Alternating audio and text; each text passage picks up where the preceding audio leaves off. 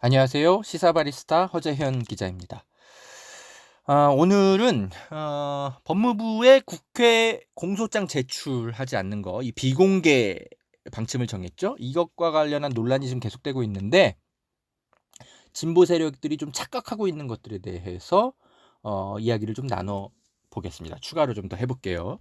요즘에는 이 자유한국당과 보수 세력들의 어떤 오류에 대해서 계속 짚어야 되는데 오히려 제가 자꾸 그 진보 세력들의 좀 문제점들을 더 많이 짚는 것 같네요. 요즘 하여튼 요즘엔 좀 그렇습니다. 이게 뭐 하여튼 진중권 평론가 같은 사람들이 계속 이상한 얘기들을 자꾸 퍼뜨려 가지고 진보 진영이 계속 이렇게 이게 좀 발전적인 방향으로 논쟁을 하면 좋겠는데 서로가 서로를 막 상처내고 막 그런 방식으로 계속 논쟁이 계속 진행되고 있어요. 이게 좀 안타깝습니다. 아무튼 저도 좀 이런 논쟁에 계속 개입하고 있는데 오늘도 좀 그런 이야기를 좀 해보려고 해요. 진보가 착각하고 있는 것들이 좀 있습니다. 뭐냐? 법무부가 공소장을 국회에 제출 안 하겠다고 방침을 정했는데 이 진보 세력 일부는 이런 생각을 하는 것 같아요. 이거 내로남불이다라고. 내가 하면 로맨스, 남이 하면 불륜. 내로남불. 국회가 행정부를 감시해야 되는 건 너무 당연한 건데 공소장은 과거에도 다 그 정권에서 무슨 뭐 비리 연루된 사람들이 이제 재판에 넘겨지면 다 그 국회에 다 공소장을 검찰이 다 보냈는데 민주당이 정권을 잡으니까 니네 왜 이렇게 변심하냐? 니네 이럴 수 있냐? 내로남불이냐? 이런 주장들을 하는 것 같아요. 진보의 도덕성이 무너졌다 뭐 이런 식으로. 근데 이게 틀린 게 뭐냐면요. 이런 주장이 공소장은요, 여러분, 영원히 감춰지는 게 아니에요. 말 그대로 공이 붙잖아요. 공. 결국 공개돼요. 공소장은. 이 소장은 공개됩니다. 어디서 공개되냐? 재판이 시작되면 거기서 공개가 되는 겁니다. 그래서 그거를 국회의원도 얼마든지 그때는 입수를 할 수가 있고요. 행정부 감시 얼마든지 할 수 있습니다. 이게 왜 마치 법무부가 꼭 국회에 제출해야만 행정부 감시를 할 수 있다고 생각하는 거죠? 그 진보가 이거 좀 이상한 얘기를 하는 거예요. 자, 우리나라의 검찰이 중립성과 객관성에 대한 신뢰도가 확보된 상황이라면 검찰의 시각이 담겨 있는 공소장이 국회로 건네지고 뭐 이게 언론에 공개돼도 누가 뭐라고 하겠어요. 그런데 지금 우리가 이 검찰의 기준에 검찰의 어떤 신뢰도에 대해서 사회적 합의가 이루어진 사회입니까? 그게 아니잖아요. 예? 그러면은 공소장이 됐든 뭐가 됐든 검찰의 어떤 시각이 담긴 수사 내용이나 이런 것들이 특정 정치 집단에 흘러나가는 게 이런 것들은 최소화해야 되는 게 이게 민주주의 아닙니까? 예. 그러면 왜 또 국정농단 예전에 이제 최순실 그 사건 있었을 때는 검찰의 공소장 공개된 거 이런 거는 왜 뭐라 안 했냐고요? 자, 그건 단순 비교할 게 아닙니다. 제가 요런 문제와 관련해서 어떤 그 진보주의자랑 한번 페이스북에서 논쟁을 좀 해봤어요. 이분들의 생각을 좀 읽어보는 차원에서 제가 이 논쟁을 한번 좀 소개해드리겠습니다. 자, 시사바리스타는 커피 한 잔의 여유와 함께하죠. 자, 저는 커피 한 잔 여러분께 따뜻하게 내려드리러 잠시 다녀오겠습니다. 안녕하십니까, 김용민입니다. 반갑습니다. 우리 허재현 기자를 제가 알게 된 지 10년이 넘었는데요. 뭐랄까요, 한겨레에서 처음 봤는데 한겨레 기자답지 않음에 제가 항상 여러 가지로 인상이 깊었습니다. 한겨레 기자답지 않음이라고 하는 것은 칭찬입니다. 달리 이야기해서 엘리트 의식 없고요, 사회적 약자에 대한 따뜻한 시선을 항상 가진, 어쩌면 한겨레가 회복해야 할 그런 가치가 아닐까 하는 생각이 드는데 말이죠. 우리 허재현 기자가 참 어려운 과정들이 있었습니다만 이것이 더욱 허 기자를 단단하게 만들고 더 아래로 더 따뜻하게 만드는 그 어떤 과정이 아니었겠는가, 속성 과정이 아니었겠는가 생각이 듭니다. 리프액트 많이 사랑해 주시고, 또 우리 허재현 기자의 유튜브 방송 널리 많이 알려주시고 구독해 주시고, 또한 알람 기능 반드시 클릭해 주셔서 홍 기자가 좀 더 큰 스피커가 될 수 있도록 적극적으로 도와주십시오. 김용민님도 응원하겠습니다.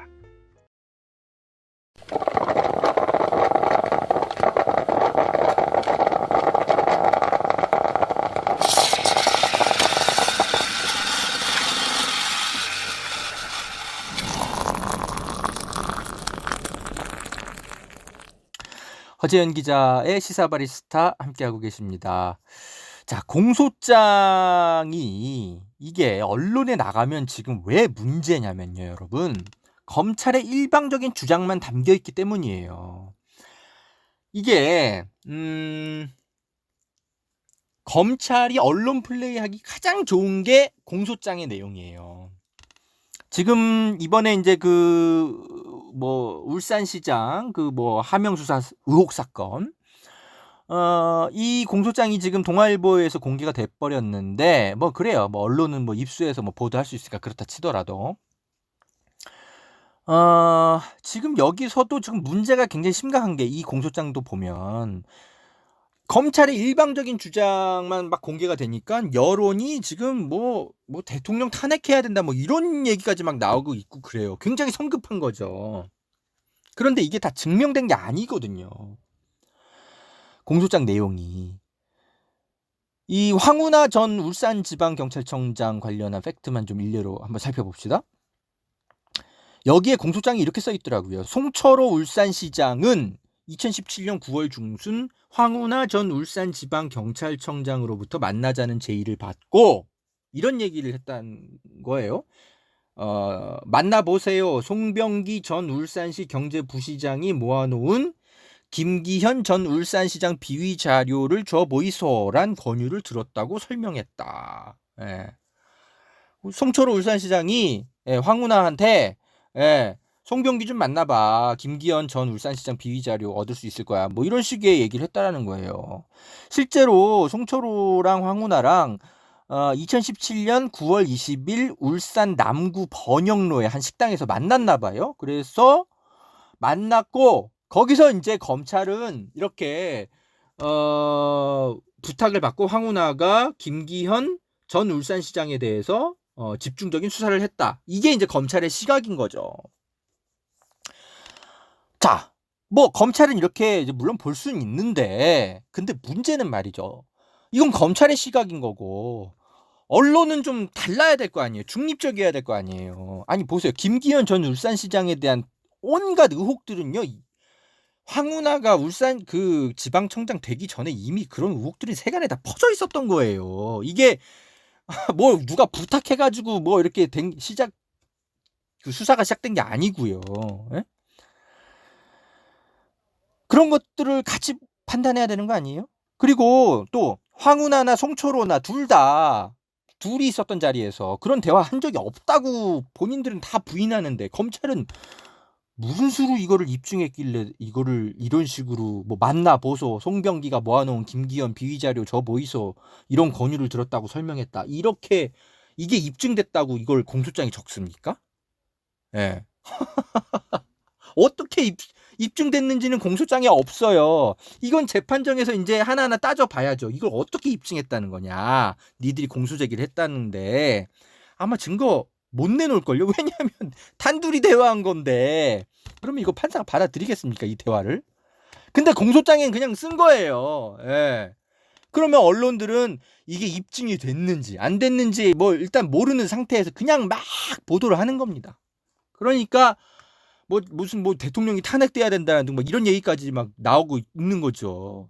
너무 성급하죠. 이래서 공소장이 함부로 공개되는 게 위험한 거예요. 지금 김기현 사건이 무슨 청와대 하명 의혹 수사 이런 식으로 지금 프레임이 자꾸 가는데 이게 다 검찰이 만들어 놓은 건데 얼마 전에 울산 적폐청산 시민연대가 기자회견을 열었는데 이분들이 얼마나 답답했으면은 이 사건은 울산 고래고기 환부 사건이랑 김기현 전 울산시장 측근 비리가 사건의 본질이다. 이 측근 비리를 검사들이 직무유기해가지고 이걸 덮어버렸다. 이게 사건의 본질이다. 이러면서 기자회견을 열었더라고요. 에? 여러분 김기현 사건 잘 모르시죠? 저도 몰라요. 이게 울산에서 벌어진 일이라. 이게 옛날에 김기현 시장 그 옛날에 울산시장 이제 한 그 새누리당 그 비서실장의 이제 그 비리 의혹인데 울산 북구 아파트에 무슨 건설 현장이 있었는데 여기에 이제 레미콘 뭐 이런 거 납품 의혹들이 연루되어 있었나 봐요. 비서실장이. 근데 이게 비서실장 개인의 뭐 비리일 수도 있는데 보통 이런 거는 돈을 받아서 비서실장이 혼자서 쓸까요? 과연? 그래서 이게 김기현까지 이게 타고 올라갈 수 있는 사건이 될 수 있는 거거든요. 예? 그런데 이게 수사가 제대로 안 됐어요. 그리고 김기현 시장 동생도 무슨 그 울산시장 북구 아파트 무슨 건설 관련해서 불법적인 어떤 계약 뭐 이런 거에 개입한 의혹이 있고 또 2013년에 김기현 전 시장이 국회의원 때 무슨 쪼개기 후원금 받았다는 어떤 의혹들이 있는데 이런 것들이 의혹 제기가 계속 있는데 하나도 수사가 제대로 안 돼요. 검찰이 다 계속 무혐의 처분해가지고. 그래서 지역 사회가 굉장히 좀 이거 문제 많다. 굉장히 들끓었었어요.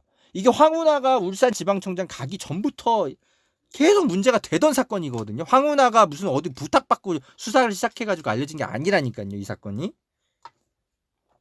그런데 황운하 씨가 저도 개인적으로 좀 아는데 되게 정의감이 넘치는 사람이에요. 이 사람이. 예? 그래서 이 사람이 잘됐다. 내가 울산지방청장이 된 김에 좋아. 내가 이거 가만 안 두겠어. 해가지고 재수사를 한 거예요. 예? 그런데 이게 또 무혐의 처분되고 막 이렇게 난리가 나고 막 복잡해요. 거기가. 그런데 검찰이 이 사건을 김기현의 어떤 측근 비리 뭐 이런 사건의 본질을 갑자기 청와대 하명수사 뭐 이런 걸로 갑자기 사건을 프레임을 물타기 해버렸어요.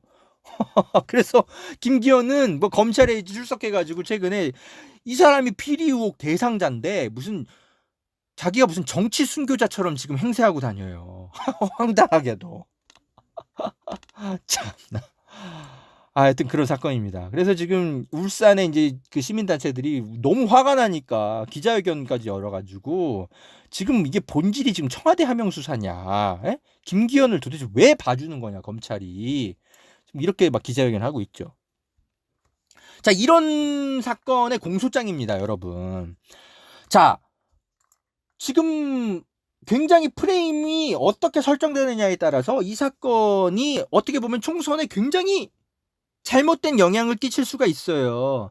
총선에는 정확한 정보들이 공유되어서 유권자들이 객관적인 판단을 해야 되잖아요. 그런데 이게 사건이 이게 청와대 하명수사인지 아니면 검찰의 어떤 뭐 측근 비리 봐주기인지 뭔지 지금 되게 불명확한 어떤 것들이 막 혼재되어 있는 상황에서 이게 총선에 영향을 줘봐요. 이게 어떤 식으로 결론이 나든 간에 총선이 굉장히 혼탁해지는 겁니다. 울산의 총선은. 안 그래요? 그러면은 가장 합리적이고 민주적인 방식이 뭡니까? 재판에서 검증된 팩트를 가지고 그걸 가지고 총선에서 이 여론이 다뤄줘야 되는 이 이슈가 여론 시장에 영향을 끼치는 게 이게 민주적인 거 아니겠습니까? 그런데 재판이 열리기도 전부터 검찰의 시각만 담겨있는 공소장만 가지고 총선을 치러야 돼요. 이게 민주적이라고 볼 수 있습니까? 근데 이게 멍청한 진보주의자들이 내로남불이다. 국회가 왜 행정부 감시를 못하게 하냐. 이 굉장히 나이브한 겁니다. 이 굉장히 순진한 정의감과 사명감에 빠져 있는 이 어설픈 얼치기 진보주의자들, 헛똑똑이들이 좀 있어요. 제가 제 패친 중에 어떤 이제 그런 분 한 분이 계셔서 논쟁을 좀 해봤어요. 하도 답답해가지고. 근데 이거를 좀 소개해드릴게요. 이게 왜냐하면 여러분 주변에 이런 사람들 실제로 많아요. 예. 그래서 이분들과 논쟁할 때 도움이 되실 겁니다. 이 패치는 이제 몇몇 유명한 어떤 참 합리적이고 건전한 어떤 진보주의자들, 유명 인사들과 굉장히 그 소통을 많이 하는 저의 패친이에요. 곽아무개 씨란 분인데 이분이 페북에다가 먼저 이렇게 글을 썼더라고요. 민주당도 과거 박근혜 정부 때 국정농단 사건 여러 그 정권의 핵심 인사들이 관련된 그 공소장 다 공개돼 가지고 정치적인 이득 보지 않았냐. 너희들은 이렇게 이득 봐놓고 왜 이제 와서 딴소리해? 왜 이제는 공소장이 공개되면 안 된다는 거야? 이거 내로남불이다. 이렇게 이제 조롱하는 어떤 페북 글을 남겼더라고요. 그래서 제가 거기다 댓글을 달았어요. 뭐라고 달았냐? 자, 읽어드릴게요. 과거 국정농단 사건은 검찰의 수사로 시작된 사건이 아닙니다. 허재현 기자와 같은 몇몇 기자들이 이 국정농단 사건에 대한 비위 의혹 여러 가지 그런 것들을 밝혀내서 여론화가 되고 태블릿 PC 나중에 JTBC가 발견해가지고 그거 보도하고 이러면서 검찰이 나중에 수사에 착수한 사건이다. 그래서 검찰이 뭐 공소장을 공개하고 뭐하고 했던 것들은 사실 이미 다른 언론들의 사전 취재에 의해서 대부분 다 밝혀진 것들이 대부분이어서 검찰의 프레임만으로 이렇게 악용될 수 있는 공소장의 내용들이 아니었다. 그래서 이번 울산시장 그 선거 이 사건과 국정농단 사건은 단순 비교할 사안이 아니다. 제가 이렇게 이제 댓글을 남겨드렸어요. 그러니까 이분이 이제 뭐라고 비판하냐? 여기부터 이제 논쟁입니다. 수사 시작 경위에 따라 제출 여부가 국회 공소장 제출 여부가 달라져야 한다고 국회 증언 관련 법에 써 있던가요? 검찰의 시각이 아닌 다른 시각이 들어가 있으면 제출해도 되고 그게 아니라면 제출하면 안 된다는 건가요? 도대체 무슨 말인가요? 라고 하시더라고요. 그래서 제가 이렇게 답변을 드렸습니다. 그런 건 아닙니다. 그저 검찰 공소장 공개와 관련해 이번 울산시장 선거 사건 그 경우 많은 시민들이 지금 반대하고 있는 이유를 그냥 설명드리는 것뿐입니다. 저는 이번 법무부의 이번 공소장 비공개 결정은 부적절하다고 생각하는 기자입니다. 왜냐? 오해받을 소지가 다분하거든요. 오비일학으로 비칠 수 있죠. 정치적으로 별로 올바르지 않는 것 같습니다. 다만 민주당이 내로남불하고 있다는 식의 이런 비난들 역시 적절하지 않은 그런 분석임을 설명드리는 것뿐이다. 이렇게 설명을 드렸어요.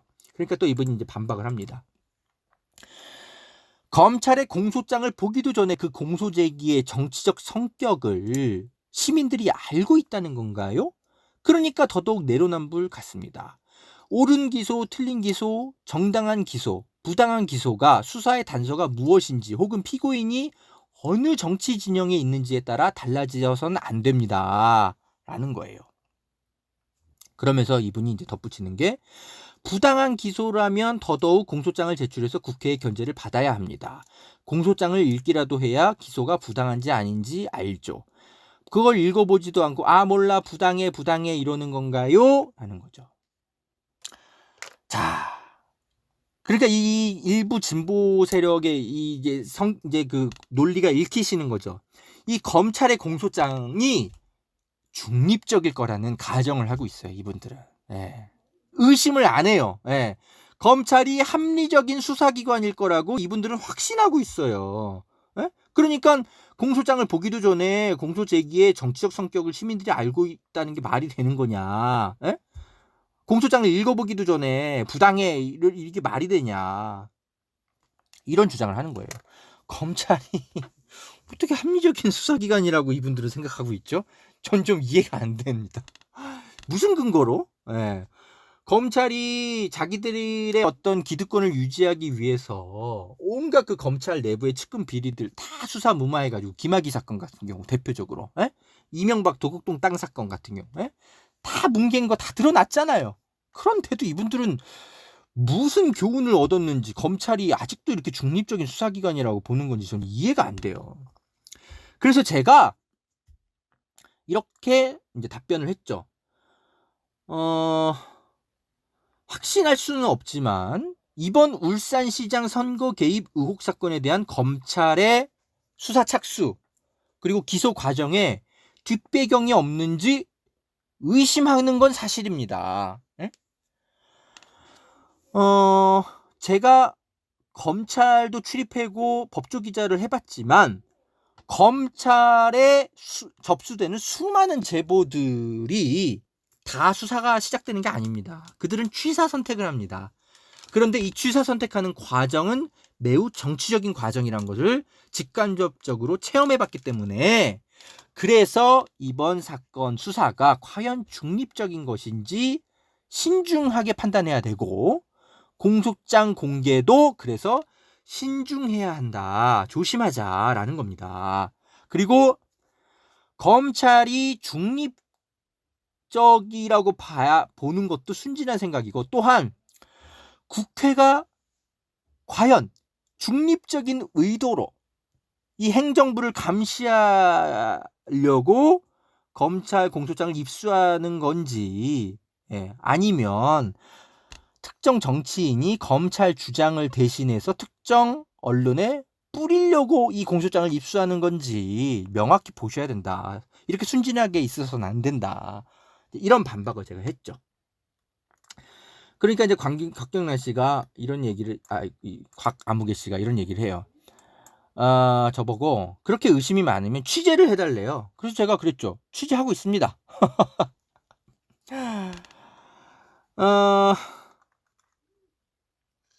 근데 이분이 이제 그래요.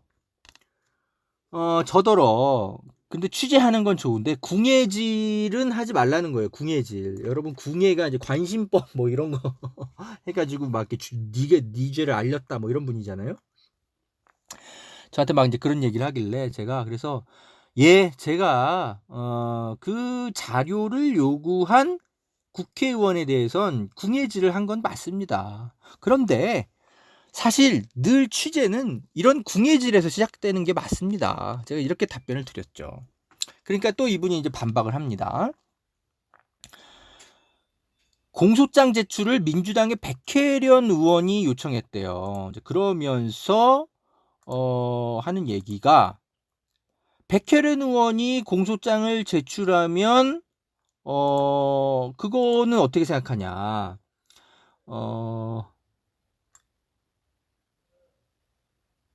이분이 검찰 주장을 대신하려고 했다고 허 기자는 생각하냐?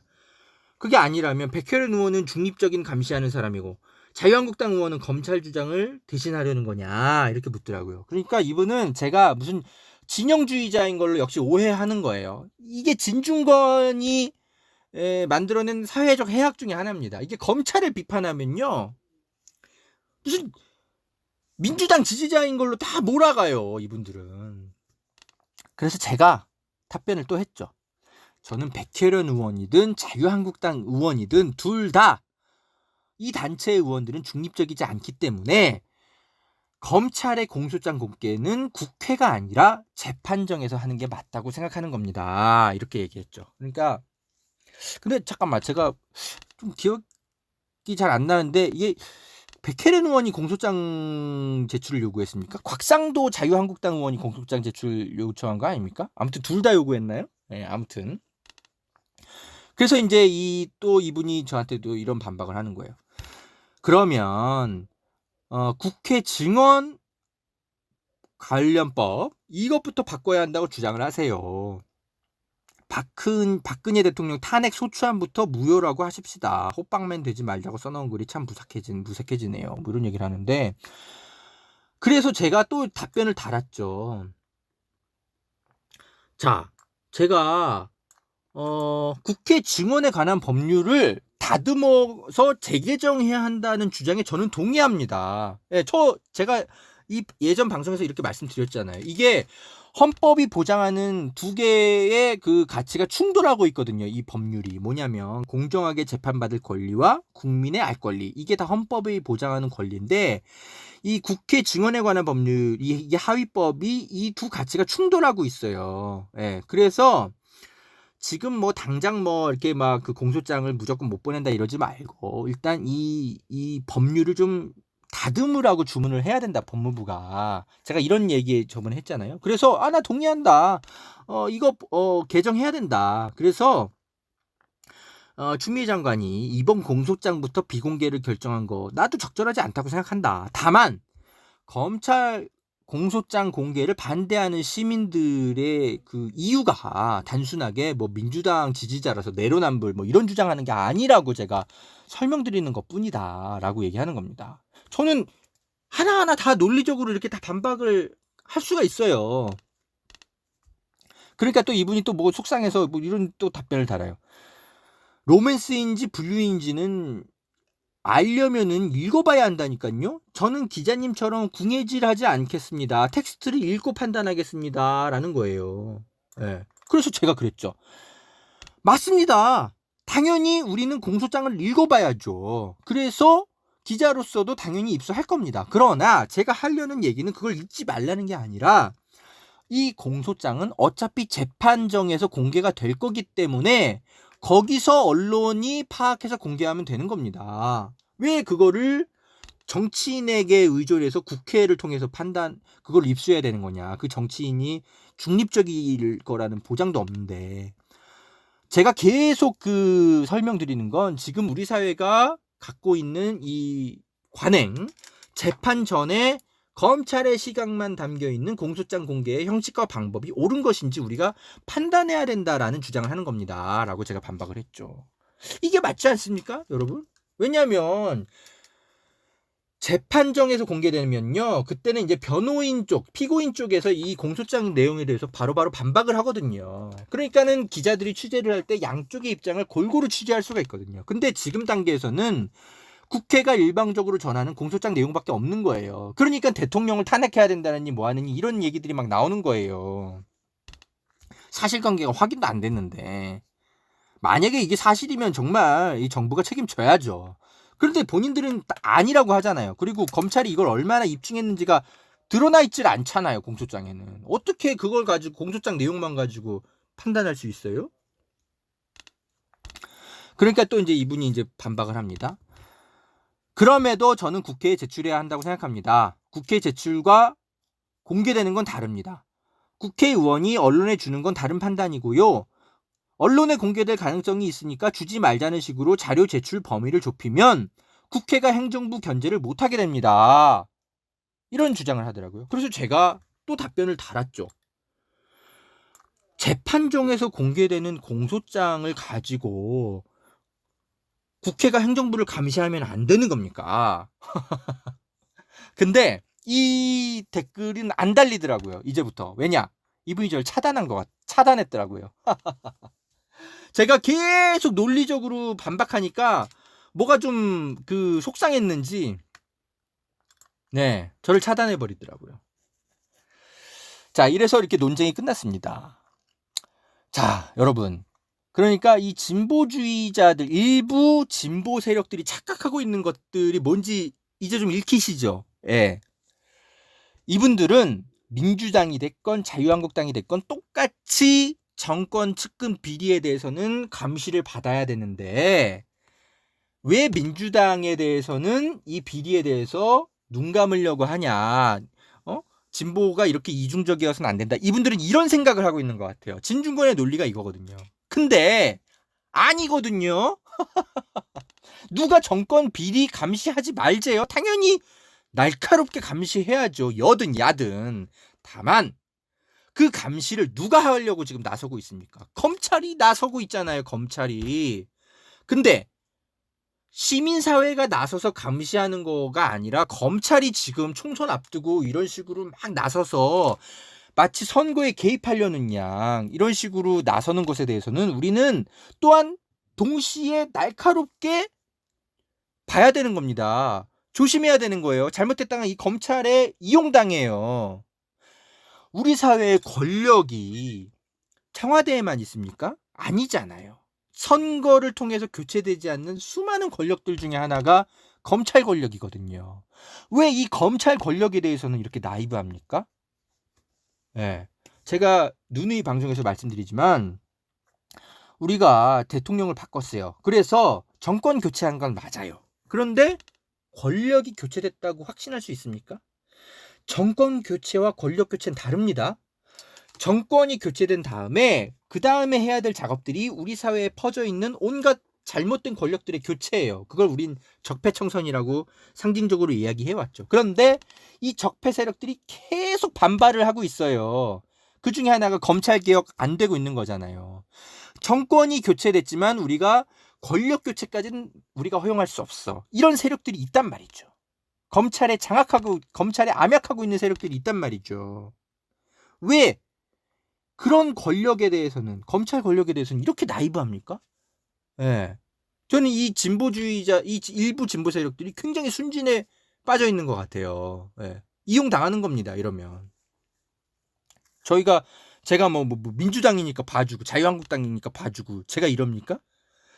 제가 언젠가 좀 자세히 밝히겠지만, 저는 드루킹 사건을 최초로 보도한 한겨레 기자입니다. 예. 좀 문재인 지지자들한테 지금도 욕먹고 있어요. 예.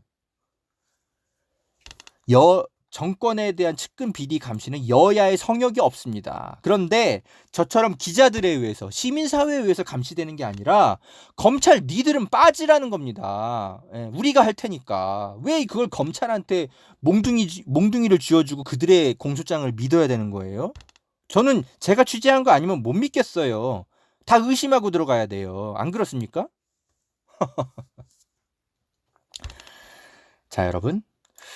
참 흥분할 일이 많아요. 예. 근데 뭐 같이 흥분합시다, 여러분. 예, 화가 날 땐 좀 화도 내고 커피 한 잔 마시고 예, 다시 오겠습니다.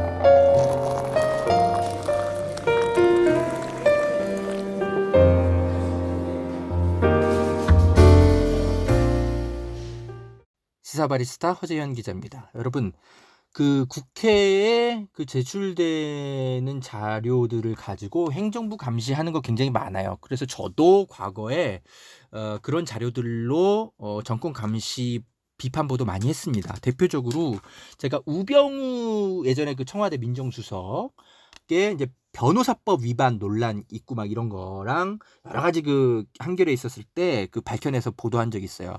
그거 사실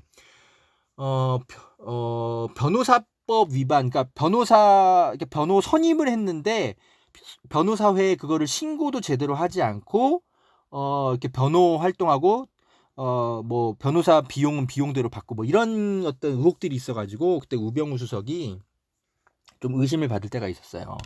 제가 그런 거를 어떻게 찾아서 그 보도를 하겠습니까? 국회에 제출되는 그 행정부의 자료들이 있거든요. 그걸 입수해가지고 제가 보도를 한 거예요. 예, 이제서야 말씀드립니다만. 그래서 국회에 제출되는 행정부의 자료는 굉장히 우리 사회의 어떤 정권 감시를 위해서 굉장히 쓸모가 많습니다. 예. 그래서 저 같은 기자 입장에서는 국회가 행정부를 감시하기 위해서 행정부가 얼마나 자료 제출을 잘 해야 되는지 그것에 대한 필요성과 가치를 누구보다 잘 이해하고 있는 기자입니다. 예. 제가 그거를 활용해서 열심히 정권 감시해온 기자니까요. 예. 그런데 제가 왜 이 공소장 문제와 관련해서만큼은 이렇게 보수적인 거냐면, 계속 반복드리지만 제가 뭐 민주당이니까 봐주고 뭐하고 이런 게 아니라 검찰 권력이 아직까지 제대로 잘못된 권력들이 해체되지 않았고, 이 공소장은 검찰이 사적으로 권력을 남용해서 누구 하나 죽이려고 작정해서 소설 쓰듯이 해가지고 언론에 퍼뜨리기 가장 좋은 게 바로 그 공소장이기 때문에 그런 거예요. 그래서 공소장 공개만큼은 정치적인 시비가 있어서는 안 되기 때문에, 그래서 국회가 아닌 재판정에서 공개되는 게 맞다. 우리나라의 그 특성상 이거는 어쩔 수가 없다. 이런 주장을 하는 겁니다. 당연히 국회는 행정부 감시를 해야죠. 그걸 제가 왜 부인하겠습니까? 오해하지 마시기 바랍니다. 그리고 한 번만 더 반복하겠습니다. 국정농단 사건 때도 온갖 피의자들이 공소장 공개됐는데, 그때는요 검찰이 공소장을 작성했다기보단 사실상 언론 기자들이 다 보도하고 밝혀낸 내용들을 요약해서 공소장이 만들어진 겁니다. 그러니까 검찰이 장난진 칠 수가 없는 공소장이었어요. 그거랑 자꾸 동일하게 비교해서는 안 됩니다. 자, 시사바리스타 허재영 기자였습니다. 전 또 다음에 다시 찾아오겠습니다. 여러분 건강 유의하시고요. 고맙습니다.